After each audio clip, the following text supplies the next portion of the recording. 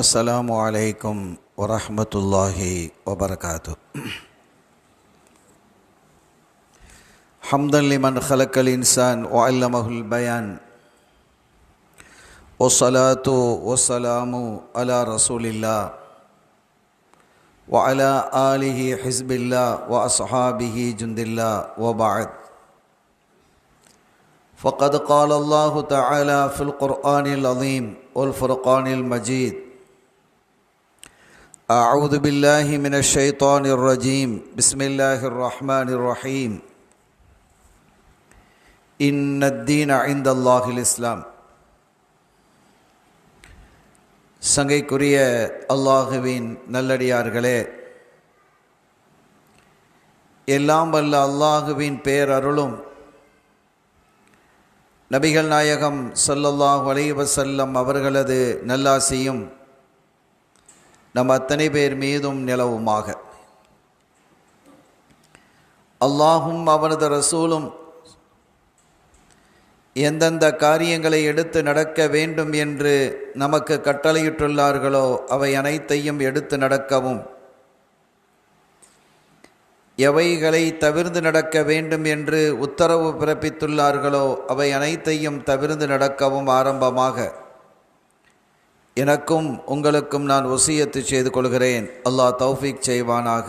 ஆமீன்.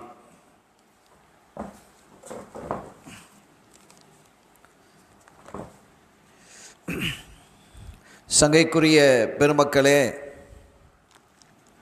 நம்முடைய குருநாதர் குதுபுல் அக்தாப் ஓதுல் ஆலம் சையதுனா ஷேக் முஹையுத்தீன் அப்துல் காதிர் ஜீலானி கத்தஸல்லாஹு சிர்ரஹுல் அசீஸ் அவர்களினுடைய நினைவாக நடத்தப்படக்கூடிய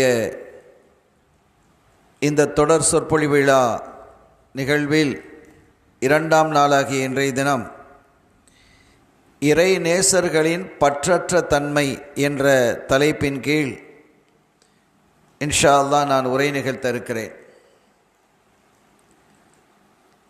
பற்றற்ற தன்மை என்றால் என்ன என்ற ஒரு கேள்வி எழுகிறது இல்லையா? பற்று என்றால் என்ன, பற்றற்ற தன்மை என்றால் என்ன? ஒரு பொருளை நமக்கு பிடிக்கிறது என்றால் அது பற்று. அந்த பொருளை நாம் நமக்கு பிடிக்கவில்லை என்றால் பற்றற்ற தன்மை. இது பொதுவாக லேசாக விளங்கிக் கொள்வதற்கான வார்த்தை. இது ஒருவரை நமக்கு பிடிக்குது என்றால் அது பற்று. அவரை நமக்கு பிடிக்க இல்லை அப்படின்னா பற்றற்ற தன்மை. ஒரு ஊரை நமக்கு பிடிக்கிறது, அது பற்று. அந்த ஊர் நமக்கு பிடிக்க இல்லை, பற்றற்ற தன்மை. இதெல்லாம் ஒரு பொதுவான வாக்கியங்கள், பொதுவாக நம்ம விளங்கிக் கொள்ளக்கூடிய ஒன்று. ஆனால் அரபியில் என்று இல்லாமல் தஸவ்வுஃப் என்ற அந்த பார்வையில், தஸவ்வுஃப் என்று சொன்னால் ஆன்மீகம், ஆன்மீக பார்வையிலே இந்த பற்றற்ற தன்மை என்றால் என்ன? அரபியிலே இதற்கு ஜுஹுத் என்பார்கள். ஜுஹுத்.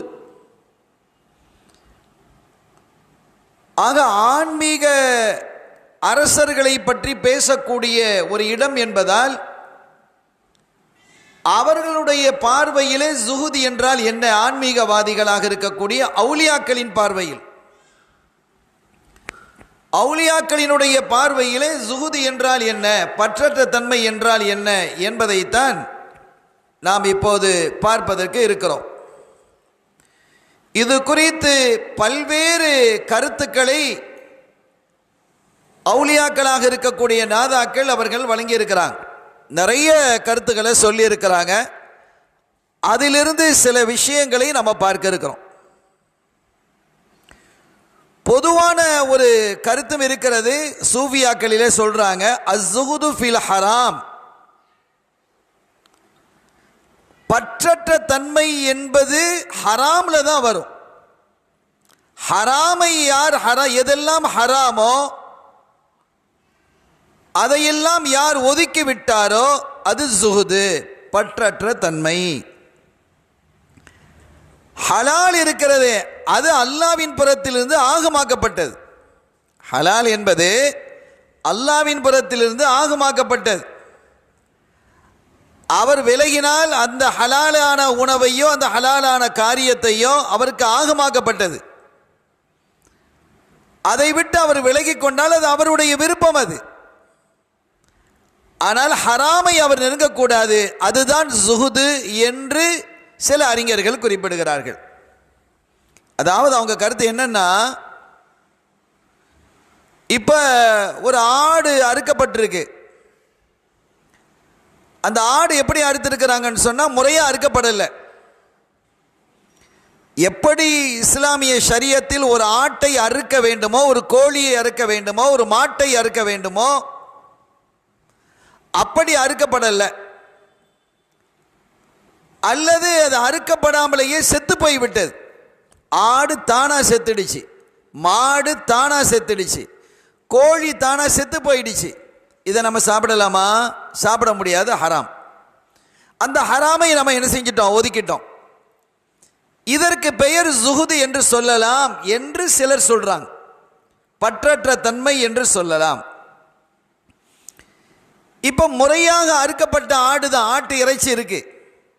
அந்த ஆட்டு இறைச்சி முறையாக அறுக்கப்பட்டு நம்ம முறையாக சமைச்சிருக்கிறோம். ஒருத்தருக்கு ஆட்டு இறைச்சி பிடிக்க இல்லை, வேணாங்கிறாரு. அது அவருடைய உரிமை, மார்க்கம் அவருக்கு அனுமதிக்குது. அவர் ஹராம்னு சொல்லலை.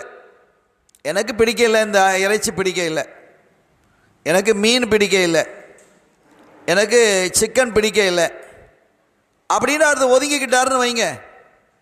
அது அவருக்கான இந்த மார்க்கம் கொடுத்திருக்கக்கூடிய உரிமை. அது முபாஹ், ஆகுமானது, அதில் பிரச்சனை இல்லை. எனவே ஹராமான உணவை சாப்பிடக்கூடாது, ஹராமான காரியங்களை செய்யக்கூடாது, ஹராமானவைகளை பார்க்கக்கூடாது, ஹராமான இடங்களுக்கு போகக்கூடாது. இவைகள் அப்படி போகாமல் இருந்தால் அதுதான் ஜுஹுது, பற்றற்ற தன்மை என்று சில அறிஞர்கள் குறிப்பிடுறாங்க. இது ஒரு துவக்கம்தான்.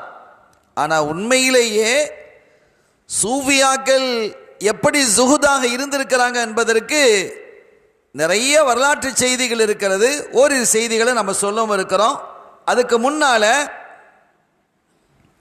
இந்த பற்றற்ற தன்மை ஜுஹுத்னா என்னங்கிறத இன்னும் தெளிவாக விளங்கிக்கிடணும். செய்தனா அபு உஸ்மான் ரலியல்லாஹு தஆலா அன்ஹு, ஒரு பெரிய மகான், அவங்க சொல்றாங்க, ஜுஹுது பற்றற்ற தன்மை என்றால் அந்தத்ருக்க துன்யா சும்ம லா துபாலி பிமன் அகதஹா. எவ்வளோ அழகா சொல்றாங்க பாருங்க. இப்போ ஒரு வியாபாரம் செய்யறதுக்கு உதாரணத்துக்கு நான் சொல்றேன். அவங்க சொன்னதினுடைய கருத்து அவங்க ஷார்ட்டாக சொல்லியிருக்கிறாங்க, அதை நான் உங்களுக்கு விளங்கப்படுத்துகிறேன். நம்ம வியாபாரம் செய்யணும்னு நாடுறோம். அதற்கு ஒரு கடை தேவை. அதற்கான ஒரு கடையை நம்ம பார்க்குறோம். பார்த்துட்டு எதுக்கு இதெல்லாம் வேணாம் அப்படின்ட்டு விட்டுட்டோம். அந்த கடையை நம்ம என்ன செஞ்சிட்டோம்? விட்டுட்டோம், வேணாம் அப்படின்ட்டு விட்டுட்டோம். இருக்கிறத வச்சு அல்ஹம்துலில்லாஹ்னு இருப்போம். இதுக்கு மேலேயும் பெருசாக நமக்கு ஒன்றும் தேவையில்லை, இருக்கிறதே நமக்கு போதுமானது, இன்னும் புதுசாக ஒரு எதுக்கு கடையை திறக்கிறது அப்படின்னு நம்ம இதை என்ன செஞ்சிட்டோம்? விட்டுட்டோம். அப்படி விட்டதற்கு பிறகு வேற ஒருத்தர் அந்த கடையை வாடகைக்கு எடுத்தார். வேற ஒருத்தர் அந்த கடையை வாடகைக்கு எடுத்து அந்த கடையில் வியாபாரம் செய்கிறார். வியாபாரம் எப்படி நடக்குதுன்னா ஓஹோன்னு நடக்குது, பரக்கத்தான் இருக்கு. இப்போ நம்ம மனசு என்ன சொல்லும்? ஆஹா, நம்ம அந்த கடையை எடுத்துருக்கலாமோ அப்படின்னு சொல்லுமா இல்லையா? நஃப்ஸு தானே. நஃப்ஸ் என்ன செய்யும்? ஒரு ஆசையை தூண்டும். நாம் எடுத்த கடை, நம்ம நண்பர்கள்ட்ட சொல்லுவோம், மச்சான் இது நான் பார்த்த கடை தான், இது நான் வேணான்னு விட்ட கடையை தான் அவர் எடுத்துட்டாரு. இன்னைக்கு அவர் என்ன செய்யறாரு? கோஹோன்னு பறக்கிறாரு. எப்போ பார்த்தாலும் கடையில் கூட்டமாக இருக்கு, பயங்கர பிஸ்னஸ், சப்ளை பண்ண முடியல, அந்த அளவுக்கு நடக்குது. நம்ம மனசு எப்படி இருக்கும் இந்த நிலையில் அப்படிங்கிறதான் பார்க்கணும். என்னடா இப்படி நம்ம விட்டுட்டோமே அப்படின்னு நினைச்சா அது பற்றற்ற தன்மை அல்ல. துன்யாவோட உன்னுடைய கல்பு இருக்கு, கண்டுகிடவே இல்லை, அதை பற்றி டோன்ட் கேர் பண்ணவே இல்லை. அதனால தான் நடக்கட்டும், நம்ம விட்டோம், முடிஞ்சு போச்சு, அவ்வளோதான், நமக்கு இருக்கிறது போதுமானது, இன்னும் தேவை இல்லை என்ற ஒரு முடிவுக்கு வந்து அதை விட்டுட்டல்ல. அதற்கு பிறகு அதை பற்றி கவனத்திலேயே எடுக்க இல்லை, அது எப்படி போனாலும் பரவாயில்ல, அதை சிந்திக்கவே இல்லை என்று அந்த நிலை வருவதுதான் பற்றற்ற தன்மை. இந்த பற்றற்ற தன்மைக்கு அபு உஸ்மான் ரலியல்லாஹு தஆலா அன்ஹு அவர்கள் சொல்லக்கூடிய அந்த அற்புதமான விளக்கம். கண்ணியத்திற்குரிய பெருமக்களே, இன்னும் அவர்கள் சொல்கிறார்கள், ஒரு மனிதன் ஜாஹிதாக இருக்கிறான். ஜாஹிதாண்டா பெருசா ஒன்று ஆசையெல்லாம் இல்லை, பெரிய ஆசைகள் இல்லை. தோட்டம் வாங்கணும், துறவு வாங்கணும், பங்களா வாங்கணும், காரு வாங்கணும், அது வாங்கணும், இது வாங்கணும், பெரிய பயங்கரமாக பிஸ்னஸை டெவலப் பண்ணணும் அப்படின்ற எந்த ஆசையும் இல்லை, எந்த விதமான ஆசையும் இல்லை. அவனுடைய சிந்தனையெல்லாம் ஆகிரத்தில் இருக்கு. அந்த மாதிரி இருந்தால் ரப்புல் ஆலமீன் அந்த ஜாஹித், இவருக்கு தான் ஜாஹிதுங்கிறது, அவருக்கு என்ன விருப்பமோ ஆகிரத்தில் அதை விட அதிகமாக அல்லாஹ் கொடுத்துருவான், ஆகிரத்தில் அதிகமாக கொடுப்பான். அதே சமயம் அது வேணும் இது வேணும் அப்படின்னு நினைக்கிறாருல்ல, இந்த ஆசையோடு திரியிறது, இந்த ஆசையோடு திரியக்கூடியவர்களுடைய விருப்பம் எதுவோ அதை விட அல்லாஹ் குறைச்சி கொடுத்துருவான் ஆகிரத்தில் என்று அபு உஸ்மான் ரலியல்லாஹு தஆலா அவர்கள் குறிப்பிடுகிறார்கள். பொதுவாக இந்த பற்றற்ற தன்மையை 3 விதமாக பிரிப்பாங்க. யார் சொல்றா? இமாம் அஹ்மத் இப்னு ஹம்பல் ரஹ்மத்துல்லாஹி அலைஹி சொல்றாங்க. அஹ்மத் இப்னு ஹம்பல்டா தெரியுது இல்லையா? ஹம்பல் இமாம் நம்ம சொல்கிறோம் இல்லை, 4 மதுஹபுக்குரிய இமாம்களில் 4வது இமாம் ஹம்பல் இமாம். முதலாவது வந்தவங்க ஹனஃபி இமாம், 2வது வந்தவங்க மாலிகி இமாம், 3வது வந்தவங்க ஷாஃபி இமாம், 4வது வந்தவங்க ஹம்பலி இமாம். அவங்களுடைய பேர் அஹ்மத். பெரிய சூஃபியாக வாழ்ந்தவங்க, பெரிய குத்துபு அவங்க. அவங்களுடைய வாழ்க்கை அத்தனையும் பரிசுத்தமாக இருந்தது, தூய்மையாக இருந்தது. அல்லாஹ்வுக்காக, ரசூலுக்காக, இந்த தீனுக்காக வாழ்ந்த மாபெரும் மகானவர்கள். அந்த அஹ்மத் இப்னு ஹம்பல் ரஹ்மத்துல்லாஹி அலைஹி அவங்க சொல்றாங்க, ஜுஹுது என்பது, பற்றற்ற தன்மை என்பது 3 வகையாக இருக்கிறது. ஒன்று என்ன? தர்க்குல் ஹராம், ஹராமான காரியங்களை விட்டு விடுவது. அல்லாஹ்வும் ரசூலும் எதை ஹராமாக்கி இருக்கிறார்களோ அவைகளை எல்லாம் விட்டு விடுவது. அது என்னது? அது ஜுஹுது தான், ஜுஹுதுல் அவாம். இது பொதுமக்களினுடைய பற்றற்ற தன்மை. இது யாருடைய தன்மை? பொதுமக்களினுடைய பற்றற்ற தன்மை. அவங்களுக்கும் ஒரு ஜுஹுத் இருக்கு. அந்த ஜுஹுதை 3ஆ பிரிக்கிறாங்க, 3 கேட்டகரிஸ், 3 வகையாக பிரித்து, முதல் வகை தர்க்குல் ஹராமி, ஹராமை விடுவது. ஹராமான பேச்சை பேசுவதில்லை, ஹராமான காரியத்தை செய்யறதில்லை, ஹராமான தின்றதில்லை, குடிக்கிறதில்லை, உடுக்கிறதில்லை, இதெல்லாம் விட்டுட்டாங்க. அது என்ன அப்படின்னு கேட்டா ஜுஹுதுல் அவாம், அவாம் என்ற பொதுமக்களினுடைய பற்றற்ற தன்மை அப்படிங்கிறது. 2வது என்னன்னு கேட்டா தர்க்குல் ஃபுதூலி மின் ஹலால், ஹலால் தான், அந்த ஹலால்ல மிஞ்சி இருக்கிறத விடுறது. எப்படி அப்படின்னு கேட்டா மிதமிஞ்சியதை விடுறது. இப்போ உதாரணமாக சாப்பிடுகிறார் ஒருத்தர், சாப்பிட்றாருன்னு வச்சுக்கோங்க, அருமையான சாப்பாடு வச்சிருக்குது, நல்ல அருமையான உணவு வச்சிருக்குது, அவருக்கு நல்ல விருப்பமான உணவு தான் அது, அருமையான விருப்பமான உணவை அவர் சாப்பிட்டு கொண்டிருக்கிறார். இன்னும் 2-3 பிடிகள் சாப்பிடலாம், இன்னும் கொஞ்சம் சாப்பிடலாம் அப்படின்னு இருக்கும் பொழுது விட்டுறது, வேணாம் அப்படின்னு விட்டுறது. ஒரு அருமையான பானம் இருக்குது குடிக்கிறதுக்கு, சர்பத்தோ ஜூஸோ இருக்கு. அப்படி குடிப்பதற்கு குடித்து கொண்டிருக்கும் போது நல்ல சுவையா இருக்கு. இன்னும் என்ன செய்யலாம், குடிக்கிறதுக்கு வாய்ப்பு இருக்கு, ஜூஸ் இருக்கு குடிங்க அப்படிங்கிறாங்க. அவருக்கும் அதை குடிக்கலாங்கிற எண்ணம் இருக்கு, ஆனாலும் விட்டுட்டார், வேணா போதும் அப்படின்னு முடிக்கிறார். இப்படி அவருக்கான இந்த ஹலாலான விஷயத்தையே விடுறார். அது உணவாக இருக்கட்டும், உடையாக இருக்கட்டும், வேற காரியங்களாக இருக்கட்டும். அந்த மாதிரி விடுவது என்பது தர்க்குல் ஹவாஸ். யாருடைய ஜுஹுதுல் ஹவாஸ், யாருடைய ஜுஹுது பற்றற்ற தன்மை என்று சொன்னால் அல்லாஹ்வுக்கு நெருக்கமானவர்களினுடைய பற்றற்ற தன்மை. அப்ப நம்முடைய நஃப்ஸ் என்ன சொல்கிறதோ அதை முழுமையாக பூரணப்படுத்தக்கூடாது. அப்படி பூரணப்படுத்தினால் பாவம் இல்லை. வயிறு நிறைய ஒருத்தர் சாப்பிட்டார், பாவமா? குடிச்சிட்டாரு, நல்ல சர்பத்தை குடிக்கிறாரு, ஜூஸை குடிக்கிறாரு, பாவமா? இல்லை.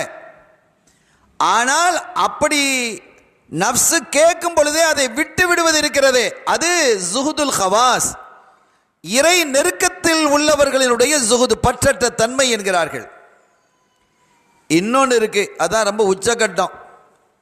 தருக்கு மா யுஷ்கிலுல் அப்த அனில்லாஹி தஆலா, அல்லாஹ்வை விட்டும் தூரமாக்கக்கூடிய எல்லாவற்றையும் விட்டுடுறது. எது அல்லாஹ்வை விட்டு தூரமாக்குமோ, அல்லாஹ்வுடைய நினைவை விட்டும் தூரமாக்குவோ அதையெல்லாம் விட்டு விடுவது. இது ஜுஹுதுல் ஆரிஃபீன், ஆரிஃபீன்களினுடைய ஜுஹுது அப்படிம்பாங்க. இது ரொம்ப உச்சகட்டமான ஒரு விஷயம். அதெல்லாம் நம்ம நினைச்சும் பார்க்க முடியாது. வரலாற்றிலே நாம் பார்க்க முடிகிறது, எத்தனையோ நாதாக்கள் அவர்களுக்கான எவ்வளவு பெரிய வாய்ப்புகள் இருந்து அந்த வாய்ப்புகள் எல்லாம் வேணான்னு உதறி இருக்கிறாங்க. பல வாய்ப்புகளை என்ன செஞ்சிருக்கிறாங்க, அவங்க உதறி இருக்கிறாங்க. அது தொடர்பான நிறைய வரலாற்று செய்திகளை நம்ம பார்க்க முடிகிறது. அதில் ஒரு தகவலை நான் உங்களுக்கு சொல்லுவேன். சையதுனா யூனுஸ் இப்னு உபைத் ரலியல்லாஹு தஆலா அவர்களிடத்தில் ஒரு பெண் வர்றாங்க. அவங்க யாரு அப்படின்னு கேட்டால், அவங்க ஒரு சூஃபி. யாரு? சையதுனா யூனுஸ் இப்னு உபைத், ஒரு சூஃபி மகான். அவங்க ஒரு துணி வியாபாரியாகவும் இருந்தாங்க, புடவை வியாபாரி. அவர்களிடத்தில் பல வீடுகளிலிருந்து ஆடைகளை செய்து அவங்க இடத்துல வரும். அந்த காலத்தில் அதுதான். இன்னைக்கு ஃபேக்ட்ரிலாம் இருக்குது, அந்த காலத்தில் ஃபேக்ட்ரிலாம் கிடையாது, வீடுகளில் தான் செய்வாங்க. வேஷ்டிகளாக இருந்தாலும் கூட தறி நெய்வாங்க, அதை பார்த்துருப்பீங்க. தெருக்கல்ல போட்டு தறி நெய்வாங்க, அதை காய போடுவாங்க, நூல்களை அப்படிங்க அங்கே வரைக்கும் பரத்தி வச்சுருப்பாங்க. இப்போ எல்லாம் மிஷினில் வந்துருச்சுன்னு வைங்க. அப்போ வீடுகளில் அந்த பொருட்களை செய்து அந்த ஆடைகளை செஞ்சு கொடுத்து விடுவாங்க, வியாபாரிகள்கிட்ட கொடுப்பாங்க. அந்த வியாபாரிகள் வாங்கி அதை லாபம் வச்சு விற்பாங்க. இதுதான் இயல்பானது. ஒரு பெண் கொண்டு வர்றாங்க. அந்த பெண்ணுக்கு சொந்தமானது இல்லை, ஒரு வீட்டில் உள்ளவங்க அந்த அழகான ஒரு ஆடையை செய்து இதை கொண்டு போய் யூனுஸ் இப்னு உபைத் அவங்கள்ட்ட வித்துட்டு வாங்க, அவங்கள்ட்ட கொடுங்க, அவங்க வாங்கிக்கிடுவாங்க. அவங்க வியாபாரி, அவங்க லாபம் வச்சு விற்றுக்கிடுவாங்க. அவங்கள்ட்ட வர்றாங்க. வந்தா கமஹாதா, என்ன விலைமா அப்படின்னு கேட்குறாங்க.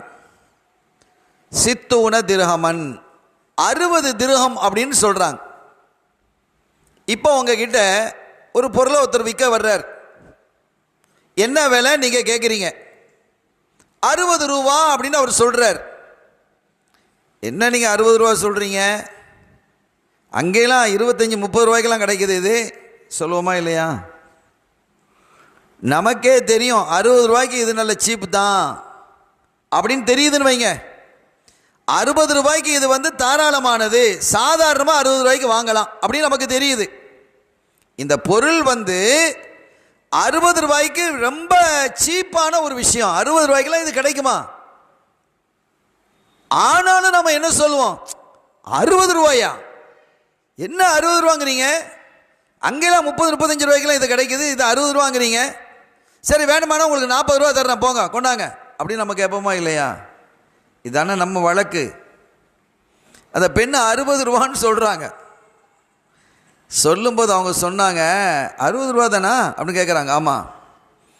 அந்த புடவையை பக்கத்தில் ஒரு வியாபாரி இருக்கிறாங்க. அவர் அந்த புடவையெல்லாம் நல்லா கணிக்கக்கூடிய ஆள். இந்த ஆடையை நீங்கள் பாருங்கள், இந்த ட்ரெஸ்ஸை, இது எவ்வளோ பொருள் நீங்கள் பாருங்கள். அவள் அதை பார்த்துட்டு மேத்தும் ஐஷ்ரூன் 120 திர்ஹம் பெறுமே அப்படிங்கிறாங்க. விற்க வந்தவங்க 60 ரூபா தான் சொல்கிறாங்க. 120 திர்ஹம் வாங்கலாமே, இதை 120 திர்ஹத்துக்கு வாங்கலாமே அப்படின்னு அவர் சொல்கிறாங்க. இன்னும் இவங்க சொல்லலை. இவங்க பக்கத்தில் தன்னுடைய நண்பர்கிட்ட, அவர் ஒரு வியாபாரி, அந்த ஆடைகளை பற்றி நன்றாக தெரிந்திருந்தவர், நிபுணர், அவங்ககிட்ட காட்டுறாங்க இது எவ்வளோண்டு. இது 120. அந்த பொம்பளை எவ்வளோக்கு விற்க வந்திருக்கிறாங்க? 60 திர்ஹம் தான். இவங்க 120 பெறுங்கிறாங்க. 2 டபுள் மடங்காக சொல்கிறாங்க. அபு யூசுப் சையதுனா யூனுஸ் இப்னு உபைத் ரலியல்லாஹு தான் சொன்னாங்களா, அந்தம்மா நான் இதை 125 திர்ஹத்துக்கு வாங்கிக்கிறேன். எங்கேயாவது நடக்குமா? நான் 125 திர்ஹத்துக்கு வாங்குறேன். அவங்க சொன்னது எவ்வளோதான்? 60 திர்ஹம் தான் சொல்லியிருக்கிறாங்க. நான் 125 திர்ஹத்துக்கு வாங்குறேங்கிறாங்க. அந்த பொம்பளையை பாருங்க, இல்லை என்னை அனுப்பினவங்க 60 திர்ஹத்துக்கு தான் விற்கணும்னு சொல்லி அனுப்பியிருக்கிறாங்க. இது எடுத்து சொல்லுது. இந்த மாதிரி வியாபாரம் எங்கேயா பார்க்க முடியுமா என்ன? திருவண்ணாமலையில் அப்படி ஒரு வியாபாரம் இருக்கா? 60 ரூபாய்க்கு தான் நான் விற்பேங்கிறான் அந்த பொண்ணு. ஏன்னா என்ன, இது ஒரு கூலி தொழிலாளி, ஒரு பொண்ணு ஒரு வீட்டிலேருந்து அனுப்பியிருக்கிறாங்க. 60 திர்ஹத்துக்கு நீங்கள் போய் விற்றுட்டு வாங்கன்னு. அந்த பொண்ணு 60 ரூபா தந்தா போதுங்குது. இவங்க சொல்கிறாங்க இல்லை இதனுடைய தகுதி 125 ரூபாய்க்கு நான் வாங்கினா நான் 135 140க்கு நான் விற்றுக்கிடுவேன், தாராளமாக 125 பெறும் அப்படிங்கிறாங்க. அந்த பொண்ணு சொல்லுது இல்லை என்ன 60க்கு தான் விற்க சொன்னாங்கன்னா அதுக்கு மேலே விற்க மாட்டேங்கிறாங்க. அவங்களுக்கு ஆசை இல்லை. அந்த பெண்ணுக்கு அப்படி தானே, 60 ரூபாய்க்கு தான் விற்க சொல்லியிருக்கிறாங்க. நீங்கள் 125 ரூபா தரீங்களா தாங்க அப்படின்னு சொல்லிட்டு 65 ரூபாய் அவங்க வச்சுட்டு யார் கொடுத்து அனுப்புனாங்களோ அவங்கள்ட்ட போய் 60 ரூபாய் கொடுக்கலாமா இல்லையா? இதுதானே நடக்கும். அந்த பெண் எப்படி இருந்திருக்கிறாங்க நீங்கள் பாருங்கள். அந்த பெண் எப்படி இருந்திருக்கிறாங்க? எனக்கு 60 அப்படின்னு அவங்க சொன்னாங்க. இர்ஜிஇ இலைஹிம் மா தஸ்தமுரிஹிம், நீங்கள் அங்கே போய் என்ன செய்யுங்க, எங்களை யார் அனுப்புனாங்களோ அவங்கள்ட்ட போய் நீங்கள் ஆலோசனை பண்ணுங்க. நாங்கள் இப்படி சொன்னேன்னு சொல்லுங்க. சொல்லிட்டு 125 ரூபாய்க்கு நீங்கள் தர்றதா இருந்தால் வாங்க, நான் வாங்கிக்கிறேன் அப்படின்ட்டு சொல்லி அனுப்புகிறாங்க. இந்த மாதிரி வியாபாரங்கள் எங்காவது நடக்குமா? நீங்கள் யோசிச்சு பாருங்க. இதெல்லாம் ஜுஹுது. வியாபாரம் செய்கிறது எதற்கு? மனைவி மக்களை காப்பாற்றுறதுக்கு, குடும்பத்தை காப்பாற்றுறதுக்கு. அப்பா இருக்கிறாரு, அம்மி இருக்கிறாங்க, இவங்களை காப்பாற்றணும். பிள்ளைகள் இருக்குது, மனைவி இருக்குது, காப்பாற்றணும். ஆனால் அதற்காக ஒரு ஹராமை, ஒரு பொய்யை சொல்லி காப்பாற்றக்கூடாது. அல்லாஹ் அதில் பரக்கத்தை செஞ்சிடறான். எதில்? ஹலாலாக ஹக்கை சொல்லி வியாபாரம் செய்வது, அதில் அல்லாஹ் பரக்கத்தை வைக்கிறான். வியாபாரத்தில் அபிவிருத்தியை தந்துடுறான். கொஞ்சம் பொருளை கொண்டு நிறைவை தந்துடுறான். சில பேருக்கு எவ்வளவுதான் செல்வம் இருந்தாலும் நிம்மதி இல்லாமல் இருக்கிறாங்களா இல்லையா? அந்த நிம்மதி எப்போது கிடைக்கும் என்று சொன்னால் இந்த ஜுஹுதின் மூலமாக கிடைக்கும். பற்றற்ற தன்மை. ஒரு பொருள் மீது ஆசை கொள்ளலாம், அது தப்பு இல்லை. ஆனால் பேராசை கொள்ளக்கூடாது. இது இல்லைன்னா போயிட்டு போகுது இன்னொன்று. ஒரு உணவு சாப்பிடணும்னு ஆசை, கிடைக்கல, போயிட்டு போகுது இன்னொரு ஒரு உணவு. அப்படி ஈஸியாக எடுத்துக்கொள்ளணும். அது கிடைக்கலையே அப்படின்னு தூங்காம வெளிச்சிக்கிட்டு இருக்கக்கூடாது. நம்முடைய நிலைமையெல்லாம் அது மாற்றக்கூடாது. அத்தகைய ஒரு சூழல் உருவாகக்கூடாது அப்படிங்கிறத நம்ம உணர்ந்துக்கிடணும். இதற்கு பெயர் தான் ஜுஹுது என்று அறிஞர்கள் நமக்கு சொல்வார்கள். கண்ணியத்திற்குரிய பெருமக்களே, கண்மணி ஸல்லல்லாஹு அலைஹி வஸல்லம் அவங்க ஒரு நாள் அசர் தொலை வச்சுக்கிட்டு இருந்தாங்க. சஹாபிகள் பின்னாண்டு தொழுகிறாங்க. தொழுகை முடியுது. அஸ்ஸலாமு அலைக்கும் வரஹ்மத்துல்லாஹ், அஸ்ஸலாமு அலைக்கும் வரஹ்மத்துல்லாஹ் சொன்ன உடனே குபீர் எழுந்து வேகமாக போயிட்டாங்க. ஒரு நாள் அப்படி போனது இல்லை. சாவிகள் அப்படி திகைச்சு போய் ஆச்சரியப்பட்டு போயிருக்கிறாங்க. ரசூல் இப்படி போக மாட்டாங்களே, என்னன்னு தெரியலையே அப்படின்ட்டு அப்படியே அவங்கெல்லாம் மஸ்ஜிதிலே உட்காந்துருக்கிறாங்க. போன கொஞ்ச நேரத்தில் சல்லல்லாஹு திரும்பிட்டாங்க. சஹாபிகள்லாம் அப்படி என்னன்னு தெரியலையே அப்படின்னு திகைச்சு போய் நிற்கிறாங்க. அப்போ அவங்களே பதில் சொன்னாங்க, ஒரு பொருள் வந்திருந்தது தங்கம், அதை தர்மம் செய்யணும்னு நான் நாடி இருந்தேன், அது அப்படியே இருந்துட்டு மறந்துட்டேன். நான் தொழுது கொண்டு இருக்கும்போது எனக்கு ஞாபகம் வந்தது, எனவே அதை நான் கையில் வச்சுட்டு இருக்கக்கூடாது, உடனே கொடுத்துட்றோம் அப்படின்னு நான் கொடுத்துட்டு வந்துட்டேன், அதை தர்மம் செய்ய சொல்லிட்டு உடனே வந்துட்டேன் அப்படின்னு சொல்லி சொல்கிறாங்க. இப்போ நீங்கள் யோசிங்க, இதில் என்ன ரசூல் ஸல்லல்லாஹு அலைஹி வஸல்லம் இந்த உம்மத்துக்கு படித்து தர்றாங்க?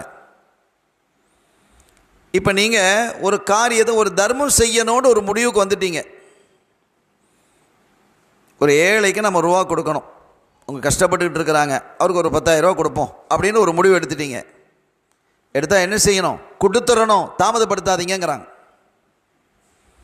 நீங்கள் தாமதப்படுத்த வரையும் உங்களோட உயிர் இருக்குமா, ரூஹ் இருக்குமா? இருக்காது, சொல்ல முடியாது, இருக்கலாம் இருக்காமலும் போகலாம். அதனால் ஏதாவது ஒரு நற்காரியங்களை நீங்கள் செய்கிறதாக இருந்தால், தர்மம் செய்வதாக இருந்தால், எப்போ நீங்கள் நாடுறீங்களோ அப்போ உடனடியாக கொடுத்துருங்க, தாமதப்படுத்தாதீங்க.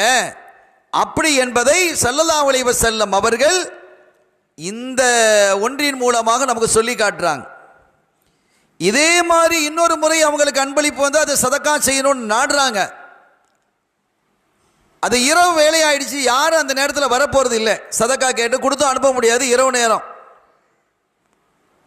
ஸல்லல்லாஹு அலைஹி வஸல்லம் அன்னைக்கு ராத்திரி சரியா தூங்கவே இல்லை. அவங்களுடைய துணைவியார் கேட்குறாங்க, நம்ம அம்மா கேட்குறாங்க, யாரும் சொல்லலாம், என்ன இப்படி தூங்காம அரிக்கத்தை விழிச்சுக்கிட்டே இருக்கிறீங்களே, என்ன ஆச்சு நாயகமே அப்படின்னு. இல்லை, இந்த சதக்கா பொருள் அப்படியே இருக்கு, இது கொடுத்துடணும், அதனால எனக்கு தூக்கம் வரலங்கிறாங்க. யாரு? ஸல்லல்லாஹு அலைஹி வஸல்லம் அவர்கள். எப்படிப்பட்ட பேணுதல் இருக்கு! இதெல்லாம் கேட்கறதுக்கு தான் இருக்குது. நமக்கெல்லாம் நம்முடைய வாழ்க்கையில் எங்க கொண்டு வர்றோம்?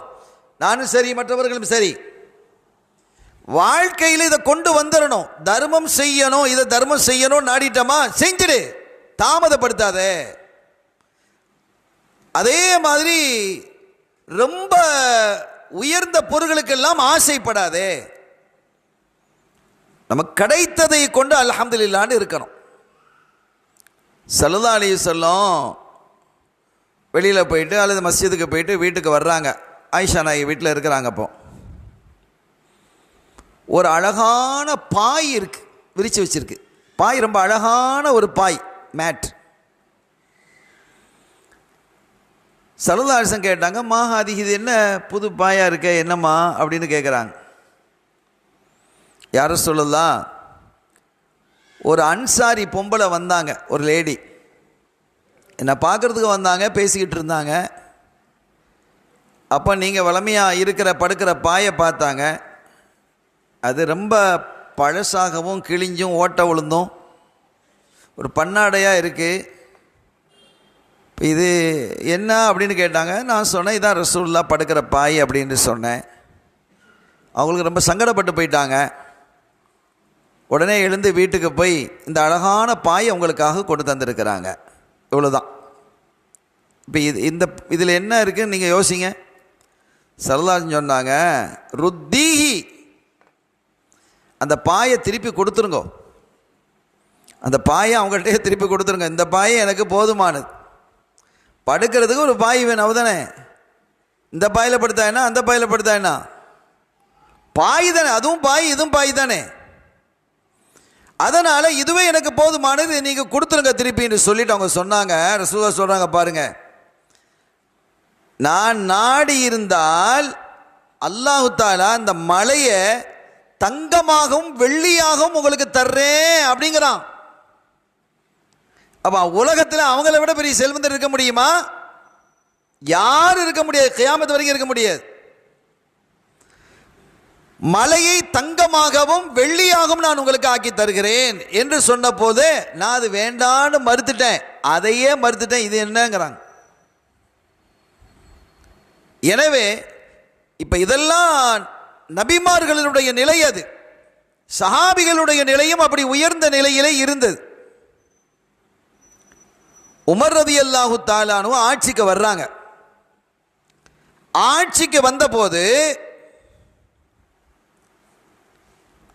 அபூபக்கர் சித்திக் ரலியல்லாஹு தஆலாவுடைய ஆட்சி காலம் முடிஞ்சுது. அவங்க வஃபாத் ஆயிட்டாங்க. இப்போ உமர் ரலியல்லாஹு தஆலா ஹலீஃபாவாக அமீர் மோமினீனாக நியமிக்கப்பட்டுட்டாங்க. அப்போ ஜனாதிபதி அவங்க. ஜனாதிபதிக்குன்னு ஒரு சம்பளம் இருக்குமா இல்லையா? ஒரு சம்பளம் உண்டு. அது எப்படி அந்த சம்பளம் வந்ததுங்கிறதே அதுவும் ஒரு ஜுஹூது தான். அதையும் நான் உங்களுக்கு சொல்லுவேன். அப்போ அபூபக்கர் சித்திக் ரலியல்லாஹு தஆலாவுக்கு ஒரு எல்லாரும் சேர்ந்து ஒரு சம்பளத்தை நிர்ணயிச்சிருந்தாங்க. ஜனாதிபதிக்கு ஒரு சம்பளத்தை நிர்ணயிக்கிறாங்க. அதே மாதிரி இப்போ அவங்க வஃபாத் ஆனதுக்கு பிறகு உமர் ரலியல்லாஹு தஆலா அவர்களுக்கு அதே சம்பளத்தை கொடுக்க முடியுமா? சம்பளம் இன்க்ரீஸ் ஆக இல்லைன்னா போராட்டம் நடத்துகிறான், கொடியை பிடிக்கிறான். கொடியை பிடிச்சிட்றான்ல, கொடியை பிடிச்சிட்றான், மைக்கை போட்டு நாள் கணக்காக உண்ணாவிரதம் அது இது எங்களுக்கு இன்க்ரீஸ் பண்ணணும், சம்பளம் வேணும், அது வேணும், இது வேணும், கொட்டா வேணும், தோட்டா வேணும், எல்லாமோ கேட்குறானோ. ஆனால் தன் வேலையை ஒழுங்காக செய்கிறானான்னு தெரியல. எத்தனையோ தொழிலாளர்களை பார்க்குறோம், தங்களுடைய தொழிலை சரியாக செய்கிறது இல்லை. அரசாங்கத்திலேருந்து சரியாக அந்த பணத்தை மட்டும் வாங்கிடுறது, வருஷத்தில் அந்த இன்க்ரிமெண்ட்டில் கரெக்டாக இருக்கிறது. அட சரி வாங்குறியே, நீ அந்த தொழிலை கரெக்டாக நீ செய்கிறியா? எத்தனை பேர் சரியாக செய்கிறான்? இதெல்லாம் படிப்பினை நாம் நம்முடைய வாழ்க்கையில் உணரணும். அரசு துறையில் நாம் இருந்தாலும் சரி, அல்லது வேறு யார்கிட்டையாவது நாம் பணியாளர்களாக இருந்தாலும் சரி, நம்முடைய பணியை நம்ம சரியாக செய்யணும். நம்ம கூலி வாங்குறோமா இல்லையா? சம்பளம் வாங்குறோமா இல்லையா? சேலரியும் சரியாக நாம் வாங்கிக்கிட்டு கூலி சரியாக செய்யலைன்னா அல்லாஹ்க்கு நம்ம பதில் சொல்லணும். நம்முடைய முதலாளி ஏமாத்துற மாதிரி ஆகிடும். அப்போ இந்த பணியை செய்யும் பொழுது என்ன செஞ்சாங்கன்னா ஒரு சம்பளத்தை நிர்ணயிச்சிருந்தாங்க. அபூபக்கர் சித்திக் நாயகத்துக்கு ஒரு சம்பளம் நிர்ணயிக்கப்பட்டிருக்கு. 1000 ரூபான்னு வைங்களேன், நம்ம கணக்குக்கு வேண்டி சொல்கிறேன். ஒரு 1000 ரூபா நீ மாதம் 1000 ரூபா. சரி, இந்த 1000 ரூபா எப்போ? இன்னைக்கு ஒரு பொருளை நம்ம 1000 ரூபாய்க்கு வாங்குகிறோம். ஒரு வருஷம் கழித்து அந்த பொருளை 1000 ரூபாய்க்கு வாங்க முடியுமா? நிச்சயமாக வாங்க முடியாது. முடியுமா? முடியாது. இந்த மைக் இருக்குது, இந்த மைக் இப்போ எவ்வளோ? 2000 ரூபா. அடுத்த வருஷம் 2000 ரூபாயா? ஏறி இருக்கும். எத்தனையாவது ஒரு % ஏறி இருக்கும், 10% ஏறி இருக்கும். அப்போ நாள் செல்ல செல்ல செலவினங்கள் கூடும். நம்ம சமீபத்தில் ஒரு இது பார்த்தேன், தங்கத்தினுடைய விலை எப்படி இருந்தது அப்படின்னு போட்டிருக்காங்க. 1946 50களில் 46 50 இப்போவும் கூட அந்த காலத்தில் பிறந்தவங்க இருக்கலாம் இல்லையா? 1946 பிறந்தவங்க இருக்க மாட்டாங்களா? 100 வயசு தொடர்றவங்க எத்தனை பேர் இருக்கிறாங்க? அப்போ நான் ஒரு 80 வயசு 85 வயசு இருக்கக்கூடியவங்கலாம் 40 வாழ்ந்தவங்க தானே. சுதந்திரம் கிடைக்கும் போது வாழ்ந்தவங்கலாம் இன்றைக்கி இருக்கத்தானே செய்கிறாங்க. அப்போ அதில் போடும்போது எப்படி போடுறாங்கன்னு கேட்டால் 45 ரூபா 50 ரூபா தங்கம். என்னது? ஒரு பவுன். ஒரு பவுனு 45 ரூபா. ஒரு பவுன் 45 ரூபானா இப்போ என்ன கணக்கு பாருங்கள் நீங்கள். ஒரு கிராம் 10,000 ரூபாய் நெருங்கியிருக்கு. ஒரு கிராம் 10,000 ரூபாய் நெருங்கியிருக்கு. அப்போ 80,000 ரூபா ஒரு பவுன் இருக்குது. 45 ரூபா எங்கே இருக்குது? 80,000 ரூபா எங்கே இருக்குது? அப்போ நாள் செல்ல செல்ல ஒரு பொருளினுடைய விலை அதிகரிக்கும். இது இயல்பானது தானே. இப்போ அபூபக்கர் சித்திக் ரலியல்லாஹு தஆலா என்ன சேலரி வாங்கிக்கிட்டு இருந்தாங்களோ அதே சேலரி உங்களுக்கு கொடுக்க முடியுமா?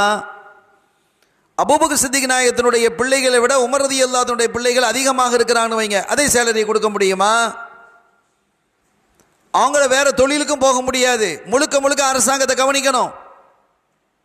அபூபக்கர் சித்திக் ரசூல் ஸல்லல்லாஹு அலைஹி வஸல்லம் காலத்துக்கு பிறகு யார் ஹிலாஃபத்துக்கு வர்ற அரசாட்சிக்கு? சித்திக் நாயகம் வர்றாங்க. அபூபக்கர் சித்திக் நாயகம் ஆட்சிக்கு வர்றாங்க. ஆட்சி அதிகாரத்தை பார்க்குறாங்க. அங்கே படை அனுப்பப்பட்டிருக்குது, இங்கே படை அனுப்பப்பட்டிருக்குது. சில பேர் பிரச்சனை பண்ணுறான், ஜகாத்து கொடுக்க மாட்டேங்கிறான், அவனோட பேச்சுவார்த்தை நடத்த வேண்டி இருக்குது. புதுசாக இஸ்லாத்துக்கு வர்றவன் இருக்கிறான், இஸ்லாத்தை விட்டு வெளியில் போகிறான்னு ஒரு கூட்டம் சொல்கிறான். ஸல்லல்லாஹு அலைஹி வஸல்லம் வஃபாத் ஆனதுக்கு பிறகு பெரிய ஃபித்னாக்கள் நடந்தது. அதையெல்லாம் சமாளிக்க வேண்டிய பொறுப்பு யாருக்கு இருக்கு? ஹலீஃபாக்கு இருக்குது. அவங்க தானே தலைமை. சித்திக் நாயத்துக்கு இருக்குது. அந்த வேலையும் பார்த்துக்கிட்டு